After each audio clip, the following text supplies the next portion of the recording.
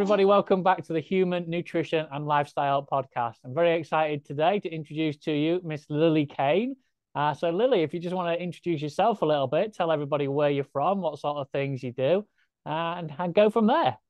Sure. And thank you for having me. I was born and raised in San Diego, California, and then I decided to go to Minnesota, the cold, and go to college there. So after 4 years of freezing myself, I moved to Maui, and that's where I met my fiance. And I'm kind of involved in the health and nutrition space because of him. I grew up very low income, so we grew up eating just a lot of top ramen, macaroni and cheese boxes, just a lot of processed cheap food. We would go grocery shopping at the Dollar Tree on food stamps. And then when I went to college, I was pretty underweight. If I look back on it now, my whole life, I was probably in a calorie deficit just because we didn't have enough money for a lot of food. So when I went to college, I gained the freshman 15 the first year. And then by the time I finished college, I had gained 20 pounds, which I was actually pretty happy about because I was a track and field athlete. So for all 4 years in college, I also was competitive and was competing in track. So I was able to get away with eating all of the donuts and the pies and the cookies and all of the dessert foods that I was eating at the cafeteria food buffet. But then I thought that, I'm young, I'm invincible, I can keep doing this forever. But as I moved to Maui, met my fiance, I found that those habits of drinking beer, going to happy hours, and just continuing to have foods that just weren't serving my body or my goals. The muscle I had built turned to fat. I was having more joint pain and inflammation, more mood swings. I was skipping a menstrual cycle, and there was just small things going on with my health at 22. But then because I met him, he kind of gave me some more perspective. He's 9 years older than me, so he had already at that point done a vegan diet, a vegetarian diet, a fruitarian diet, Mediterranean diet. He had tried all these different diets on a path of just trying to live his longest, healthiest, best quality life, and found that a plant-based diet did the opposite for him. And so he found that a ketogenic diet actually healed and sealed his gut. And so it kind of was where I met him. He was eating more ketogenic, and then it just went from there. That's great. I often hear people say it's a particular person that helped them turn the corner for them, and in a way helped you skip a few steps there as well, because people generally go towards refining their nutrition with real foods that may be plant foods in a kind of vegan or vegetarian style, and then perhaps work out that that's not getting the best nutrition. So then refine it even further into keto, paleo, and maybe even carnivore, pushing the boundaries as far as I could go. So he helped you refine your nutrition. He helped you come off all those processed foods. He helped you potentially go to a lower carb nutrition. And what were the initial benefits that you found from doing something like that?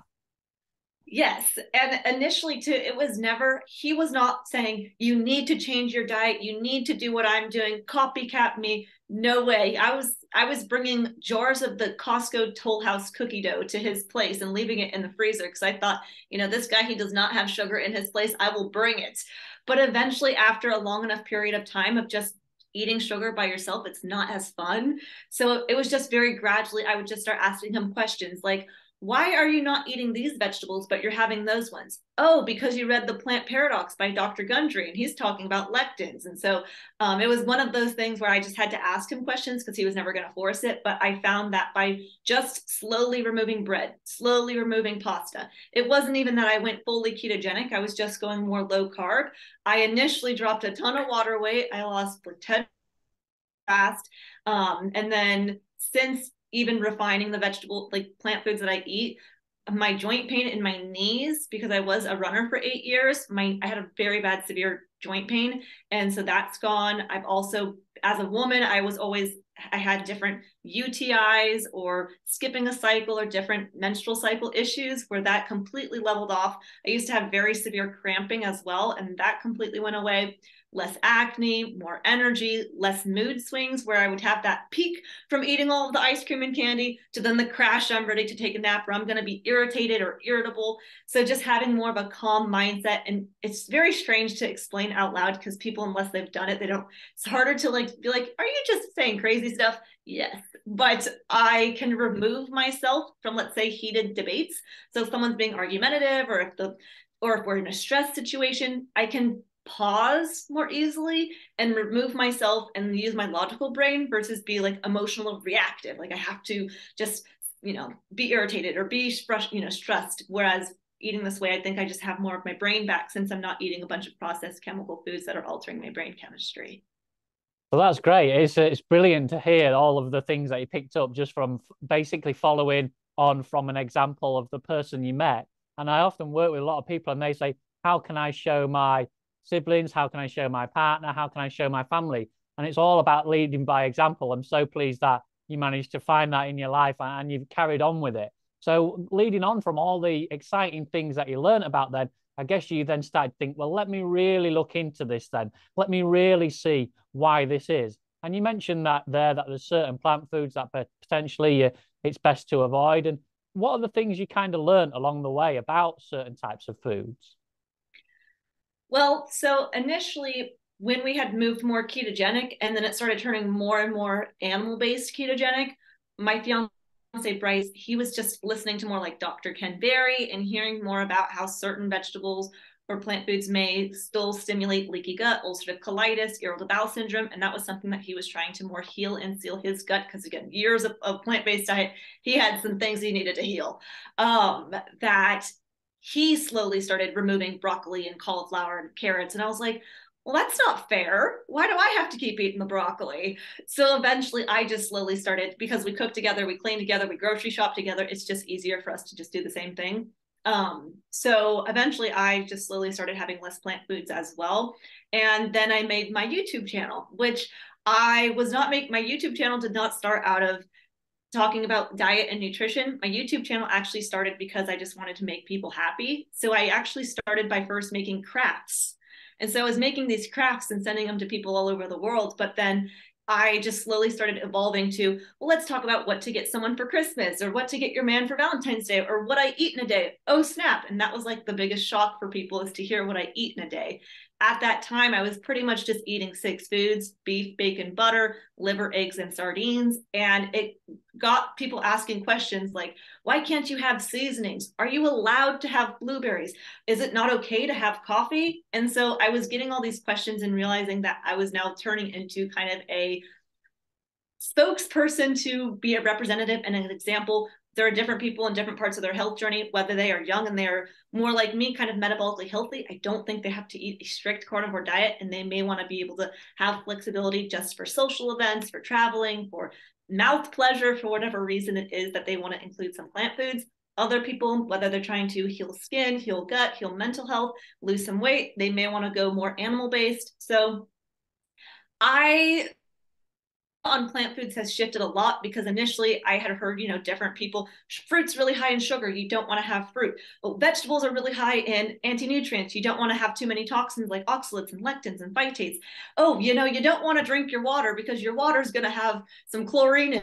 And oh, you don't want, and it's like every single food has its problems. And so I've kind of shifted my idea with plant foods to more, if I would say, prioritize meat first. And then if you want to include vegetables, I would just make sure to cook them, soak them, sprout them, and then rotate through them. So rather than eating cauliflower every single day, get the different, then you can spread out the anti-nutrients a little bit.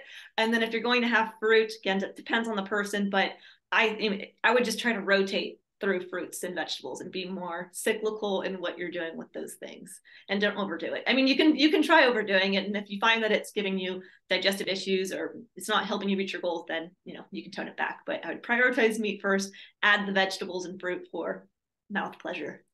Yeah, generally what you tend to find is that people change the nutrition or want to change the nutrition because they're struggling with something, whether it be a digestive issue or a body composition issue, or even a athletic performance issue. They want to try and get to the root cause of what's stopping them achieving their goal. So the best way to do that, like you say, is potentially to strip everything out, go back to a kind of a baseline, which may be a keto, paleo, or carnivore baseline, and then work out whether or not certain fruits and vegetables can be part of your nutrition in there. But the key thing to take away from anything, any type of conversation over nutrition, is it has to be animal based, because all of the nutrition and all of your vitamins and minerals are coming from those animal foods, which you say that you prioritize really, really well. And you have gone strict carnivore, I know that. So what is the difference, would you say, between a strict carnivore diet and an animal-based diet that does allow you to be more flexible with those fruits and vegetables that your body can accept? Well, and to go off your point about vitamins and minerals being in the meats, I just heard how a orange, if your grandparents would have eaten an orange when they were a kid, it had 8 more vitamins and minerals in it than an orange does today. So if you wanted to eat an orange like your grandparents, you got to eat 8 of them to get the same vitamins and minerals. So that's just something to think about. But I have noticed just for myself eating strict carnivore, I'm not as happy, frankly. I mean, as far as like, my digestion is fine and my sleep's fine and my energy and things like that is all fine. But as far as having something to look forward to with food, yes, food is fuel. And so I think that sometimes with mainstream and just the way of society nowadays, we forget that that is what food is. And we have turned it into, well, food is a cultural thing, it's a social thing, it's a religious thing. And there's other reasons why people eat food. But in the same sense, going to the extreme of it's only fuel and that's it. You cannot have something that's going to just like give you a little bit of excitement. That for me is where I have been struggling a little bit, where I have almost done 60 full days strict carnivore. And again, if I include dairy, if I have milk in there, my digestion's better, my sleep's better, and my endurance is better. When I removed full carbs and went 0 carb, my digestion got really bad. I had diarrhea for a whole entire month, never went away until I brought back in milk. My sleep was really bad, my endurance, my gym, my head. So yes, I think for myself, just my personality type, I like to have a little bit of lemon or a little bit of seasonings or a little bit of something just to change it up and have some more flavor. Yeah, there's absolutely no problem with that. I think if as a whole, the whole world did that, then we'd be healthier as a result. There's too much emphasis on you have to, if you're going carnivore, if you're eating animal produce, you have to be strict carnivore. Don't think that's the case. If you are prioritizing your animal produce, if you're making sure, let's say 90% of all of your nutrition is coming from animal foods, animal produce, and then you can refine the last 5, 10%, whatever you want into what makes you happy. That's why I always talk about nutrition in the sense of nutrition and lifestyle, because it's got to fit into your lifestyle. Everybody does a different kind of lifestyle. Some people put in lots of exercise, some people don't, some people want to do other things like fasting or cold therapy, other acute stresses in their whole life. And some people have families, some people don't. So everybody's different. Don't feel like just because we're talking about optimal nutrition is eating meat, that has to be the only thing you can eat. You can incorporate lots of other things in there. So really what I want to get out of you is when you was going along your journey from paleo, keto, going along with your husband and things like that, you must have been picking up things from other influencers or picking up things from other people and then trying it out yourself. So give us a little deep dive into the how you kind of try these things out, because I've worked with a lot of people and I've spoken to a lot of people who say, yeah, I've tried keto, yeah, I've tried paleo, it doesn't work, but they kind of dip their toe in, and that's never going to work, is it? Right. Well, and that's a great question, because I get to that point too, where especially while I'm doing this strict, right? No coffee, no, just meat. Not that I was a coffee drinker before anyway, but I have found that people will leave comments saying, well, you just have to keep going longer. And it kind of turns into like it, as soon as I will repeat a comment that somebody said, like, it's not that I have to go stricter, it's that I have to go longer. Then Bryce is saying, I remember when I was eating a fruitarian diet and they said the same exact thing. They said, nope, you're just detoxing. You are, your gut's healing right now. It's just symptoms. It's not bad. If your body's giving off these things, it doesn't necessarily mean it's bad. Keep going, remove the bananas, add more watermelon, whatever it was. It's like, I feel like in a way I'm going to be disappointing people who are strict carnivore and believe that is the way and the only way, when I go and I say, I'm not going to keep doing it. Like, I'm going to have some little things here or there. And people are going to say, well, you didn't do it long enough. But I know that from his experience, that when you continue doing something, you can spiral down. Okay, well, do I have to do it 90 days? Well, how about 120 days? Well, I have to do it for 6 months. So anyway, I'm not sure what the correct length is to do something, but I would say give something at least 30 days to try something out. And then yes, when people are going from a high carb diet to a low carb diet, they will notice. Like, I would be surprised if they do not notice any sort of transition in their gut, because you're using a different fuel source. So you do have to give something some time, but also it's just, my biggest suggestion would be keep an open mind, try new things. But if something isn't working, that's okay. Try something else. But some people, I find that they will try something, it doesn't work, and I'm not trying anything else. I'm sticking to a standard American diet. What?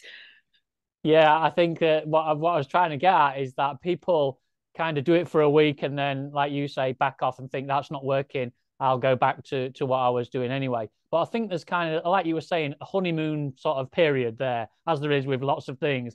I think if you can keep going for 30 plus days, up to 60 days, in my personal experience and people I've worked with, it's around about the 60-day mark that I figure out whether it's working or not properly for the person, for the person's goals, for their to fit into their lifestyle and what they want to do. So I'd always say to people, give it at least 60 days. And then if you're still experiencing not brilliance, not achieving your goals, you still want something else and you don't think this is the way for you, then change it there and then. You don't have to keep, like you say, it's not infinity. You don't have to keep going with it if it's not fitting into your lifestyle. If that particular part of the nutrition is not working for you, then change it there. But you have to give it that honeymoon period of at least 60 days, I think. Well, and I think it depends on what it is that they're going towards. So, for example, when I first started eating a standard American diet, or when I was eating a standard American diet, by removing bread, it wasn't that big of a deal, right? Like, I'm still including pasta and rice and everything minus bread. So then once you get to that level and you're like, okay, nothing really changed, I just removed bread, I'm going to try removing soda, right? So I don't think people have to go to the extreme of, okay, I got to remove everything and then you're definitely going to feel low energy or fatigue or whatever the other symptoms they may experience. But if you gradually move into something, then it's a lot mentally easier, but also physically so much easier if you don't just rip it off like a band-aid. So someone, of course, if they wanted to experience doing a low carb diet and they're currently eating a standard American diet, try a month without soda, see how that goes, then a month without candy, and then just gradually move into it, because again, this isn't like a race. So there's that as well. They don't want Exactly. to Yeah. experience. I think people have got to understand, let's say you're 30 years old. I think people have got to understand that you've been doing whatever you've been doing for 30 years. So it's not going to take you a week to snap out of that. If you need to make a change, then it's got to be gradual. It's got to be, I often say, and I've said before on my podcast, that if you make 365 changes, imagine where you're going to be this time next year. If you don't make any, then you'll be back to where you was. So it's coming back to something similar to what you're saying. Just take out those things gradually, and then you'll be surprised if you're into the future, if you're a year down the line and you've taken out even 12 things, one each month, like you say, you'd be surprised where you are at the end of it. And I think that's the best way to do it, because yes, there is people out there that can go cold turkey and go straight from a high carb diet to a carnivore diet, really knuckle down and really do it. But does that have detriment biologically? Maybe. We have lots of people say, because I went cold turkey, it didn't really stick. So Right. so there is pros and cons to that. It depends what kind of personality you are. But I think the what fits the person, most people's personality, is exactly what you say. Go nice and slow with it. So how do you find? I mean, it's easy for you now to find it to fit in with your family because you're both doing the same sort of thing. But how do you find it from other people close to you, maybe friends and maybe some other of your family? How do they see you, and what sort of things do they say to you? Well, in the beginning, I think change is hard. And if it's hard for yourself, it's hard for other people as well. So if they see you and they know you as one person and you're becoming somebody else in their mind, especially with friends, when a friend signs up to be your friend, because family, they don't get much of an option, but the friend is saying, hey, I want to be your friend because of this thing, because we get to go and have popcorn in the movie theaters and go and get ice cream together and we get to drink alcohol. So sometimes it can, I find from my experience, be a little bit harder with the friends being more accepting because they didn't sign up for that kind of friend. With family, there will be comments. What about your cholesterol? Aren't you got heart disease? And they start asking questions because they care about you and they really love you and they want to make sure you're doing what's best for you.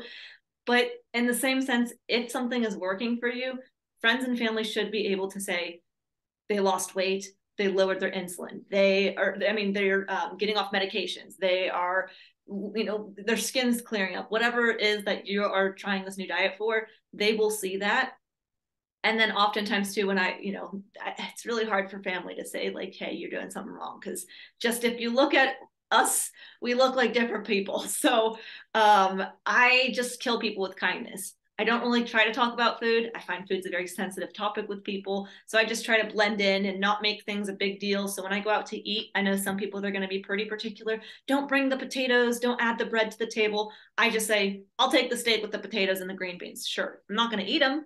I feel bad I'm wasting food, but maybe I can give it to family and friends. But it just makes it seem more normal for people because unfortunately, in society nowadays, how things have become normal, like you have to have dessert, you have to drink alcohol. It's kind of a strange thing, but it is what it is. So we are the weirdos. We are the ones going against the norm. And so therefore, let's just try to blend in and make other people feel comfortable because I'm very confident in what I'm doing. I know what I'm doing is right for me. That's okay if you don't understand. I'm just going to keep doing me. You can have comments, you can have questions. I will just love you. Yes, I think it's a great thing to say. It's leading by example in a way, because I know there's lots of people that worry about other people. I've worked with so many people who said, oh, yeah, but I can't bring my family on board. I feel like I'm always going against them. I've lost a couple of friends through, what I'm doing and certain things like that. But if you're confident enough to lead by example and keep doing it, in the end, you will find that if they are proper friends, if they are a supportive family, they will come round and they will really look at what you're doing and saying, oh, yeah, it's benefiting you no end. And like you say, at the end of the day, most people, if they're really true friends and close family, they'll say, look, this is great for you. You're looking great. Or, you're achieving your goals. So keep doing it, and then hopefully you can inspire them to do it as well. That's the main goal. But when you go out, then you mentioned that you go out to restaurants and things and socialize with friends. And is that what you do? You just sort of take it on the chin as it comes and then leave some at the side, or do you order anything different as you go out? We honestly go out one time a year. Yeah. So I'm like the worst person to ask, like, what do you get when you go out to eat?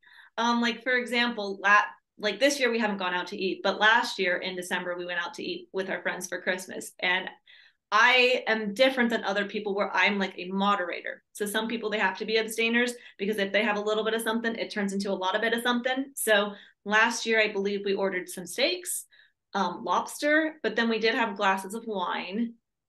They brought bread to the table. I know we didn't eat the bread. And then all of our friends ordered dessert, but we didn't have dessert. So I think the only thing we had was wine. But other people, maybe they want to partake in dessert. That's fine. I did that too. Like when we went out to dinner in the past, this year, you see, we only go out so often that it's not a common thing, but I could order differently. It just depends on what people's goals are. Cause I get asked this question too about like cheat days. Well, if you're going to cheat, I'm not on a diet. Like this is just how I eat. And if today I want to eat some French fries, I'll eat some French fries. But I know that French fries usually don't make me feel good. They usually will give me acne. Not really worth it. I love the taste of bacon. I love steak. I love having lobster and rack of lamb. So it's not like I'm like, oh man, I have to eat these disgusting animal foods. Like I love everything I eat. So it's a different approach, I guess. Because for me, some people have to put the boundaries on, no, you can only eat animal foods because that's how their mind works. For me, I have to say I can eat everything. I can eat donuts. I can eat chips because as soon as I say that I can't, then I want it. So I just said, I can eat anything, but there's repercussions. So that's it. Yeah, I think that's a great way to think about it. I often say about when we was talking earlier about being 100% carnivore or being 95. I think that sort of 90 to 95 gives you that flexibility. Whereas like you say, you can say to yourself, yeah, I can have it if I want it, and then if you choose to leave it on your plate or if you just choose not to eat it, then that's your choice. I think as soon as you do end up going 100% carnivore or do end up making it far too strict, then when you go out places or when you go around to friends' houses or when somebody else is doing the cooking for you, let's say, then all of a sudden you have a bit of a mental battle on your mind. But if you, like you say, you say, look, I'm 95%, so that 5%, that could be those potatoes, that could be those green beans. It doesn't matter. I could have them if I want them, So that all comes under the banner of lifestyle. That's why I often say you have to make nutrition part of your lifestyle. They are not separate things. So often people say, yeah, well, I do this in my lifestyle, but I eat like this. but you've got to join them together. Especially, I work with athletes, and athletes do too. And I know you do some kind of training as well. So, do you incorporate your nutrition around your training? Do you make sure you change your nutrition whilst you're training, or and how does that work? Great question. I go to the gym 5 days of the week. We do an arm day, back day, leg day, chest day, shoulders, and then we take a walk, 10-minute, 50, it's like 15-minute walk after when we first wake up in the morning, after our first big meal of the day, and after dinner. So that's about an hour of walking a day or 45 minutes. So definitely get body movement every day. As far as how does my nutrition play a role in that, I would say I definitely noticed the biggest change when I took the milk out, and any carbs, and going zero carb definitely impacted just my endurance. Strength wise, I was fine, but then I don't feel like my nutrition necessarily plays a huge role around my working out, because I work out fasted just because I wake up and I go straight to the gym. So I go to the gym at like 7:30 and 8 in the morning. So I don't eat beforehand, but I'll give a little carbs, get some milk right when I finish and come back home. Because I'm sweating, I'm working out, I'm not losing electrolytes. I do supplement with some electrolytes with my milk. So good.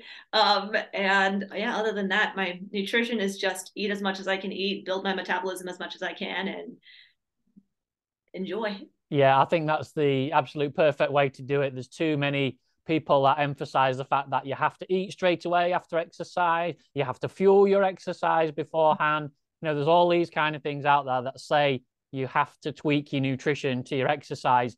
And I am a real firm believer that you do not have to do that at all. If your nutrition is spot on, if you already have that 90-95% animal-based nutrition, then your exercise should just slot in as and where you want it to. You don't have to change your nutrition. You don't have to put it in behind any nutrition or before any nutrition or anything like that. Your body is quite capable of picking it up because of your good nutrition. I mean, I'm an endurance athlete. So if you read all the books and you listen to what everyone says, as soon as you finish working out, you need to stack in that protein. And before you even go out, you're meant to have carbs. But that is not the case. If your nutrition is absolutely spot on with those animal produce, then you're getting all of the vitamins and all of the minerals, like we spoke about before, all the bioavailable things that your body needs. So you don't need to have it either side of your exercise. You can just do your exercise whenever you like you say. But you mentioned there that you do little bits of fasting workouts. Is that to get more out of your workout, or does that just fall in with your day? Yeah, it just falls in with the day. It just makes it so I don't have to wake up extra early to eat, and then because I don't want to work out super full. So, but I do believe in the power of intermittent fasting and giving your body a break to just not have to be digesting food. I think you have to be at about 17 hours fasted to get the autophagy effects. I don't think I go all quite to 17 anymore. I used to do 2 meals a day, intermittent fasting, like 16-8 all the time. And it got to the point where I just couldn't get in enough calories. And so I was kind of in a calorie deficit doing it that way. And I trying to build more muscle, and I just believe in the power of really fueling yourself and giving enough food. So I break my fast with milk, which is like nothing, but maybe one day I'll make my breakfast bigger. I keep telling myself I should be eating breakfast like a king, lunch like a queen, and dinner like a pauper, but I eat my dinner like a king and backwards. Yeah, actually, there has been some really good studies that have found if you eat big in the morning, then it actually keeps your blood sugar a lot lower for the rest of the day. Because if you leave it too late in the day, then you can end up craving lots of foods and then have a big spike towards the end of the day. So it's something even for people who have good nutrition to think about is front loading their day. I mean, I'm always a advocate of swapping it about. Don't do the same thing all the time. If you eat in the morning, usually, then fine, but at least a couple of days a week, eat late, so just mess it about so your body and your metabolism doesn't get, used to what you're doing. So you said that you did periods of intermittent fasting. In that time you was doing it, was you purposefully then watching the clock to do it? Or was you just picking times of the day, like I say, start of the day, end of the day, to actually put your food in there? It was more initially, it was like, okay, I can't eat until this time, even though I'm hungry, which that was, I feel like, me training myself to be used to not eating so often, because that was when I first went from standard American diet. But eventually just became really natural where I just wasn't waking up hungry. And then I would just eat when I was hungry, or it was probably like 11, 12 o'clock in the afternoon. And then we like to finish dinner early just to give ourselves more time to digest before going to bed. So I was having dinner around 5. So I was doing like a 12 to 5 some days, a lot of days, but it just kind of happened naturally. That's brilliant. So, what would you say to people then who are wanting now, after listening to us, thinking, right, I need to get this 90%, I need to get this 95% of animal-based produce. Perhaps some of them have maybe even tried keto in the past, but some of them are still on quite a high carbohydrate style nutrition. What would you say to them to take those first steps into thinking, I really want to go into animal produce and I really want to get there? Because lots of people think that you have to buy the best steaks, you have to get the best cuts, you have to get these grass-fed organic things. But what are really the best steps to start adding more animal produce into your nutrition? Well, I think that people should start first by drilling down their why. Why are they doing this? Are they doing this because they want to be able to play with their grandkids one day, travel the world? Like, why are you reaching for a healthier life? Because people so often they think, okay, I just want to lose weight. And I think that's a great reason to want to start a diet. But oftentimes that's not a deep enough why to keep somebody motivated to keep doing that, because as soon as they hit a weight loss stall or they don't lose weight initially, they will switch. So there's more to, if someone's goal is weight loss, well, why are you trying to lose weight? Oh, because I want to find a partner in life and have a healthy, happy relationship, or because I want to be able to get off my medications. There's something else other than weight loss. So what is that deeper cause other than the weight loss? And then once you are in tune with your why, it's much easier to be like, okay, so my option is to eat the Oreo cookies or to have a keto cookie. You know, I'm all for, like, if you want to, let's just swap some of the sugar and the flours.